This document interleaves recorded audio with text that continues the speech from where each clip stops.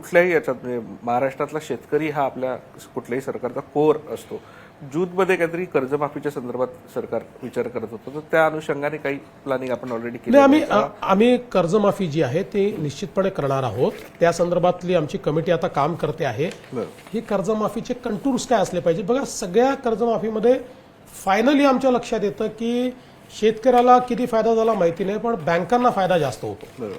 त्यामुळे शेतकऱ्याला फायदा कसा देता येईल, त्याला त्या दुष्टचक्रातनं काही काळ तरी बाहेर कसं काढता येईल याचा आपल्याला विचार करावा लागेल. म्हणून आपल्याला कशा पद्धतीनं कर्जमाफी करायची याच्या संदर्भातली कमिटी काम करते. आपण बघा 17ला आपण कर्जमाफी केली, 20ला आपण कर्जमाफी केली. इतक्या फास्ट कर्जमाफी 2-2, 3-3 वेळा करायची वेळ येणं याचाच अर्थ कुठेतरी सिस्टीम चुकते आहे. तर त्या सिस्टीमला योग्य पद्धतीनं कसं वापरता येईल हा आमचा प्रयत्न आहे.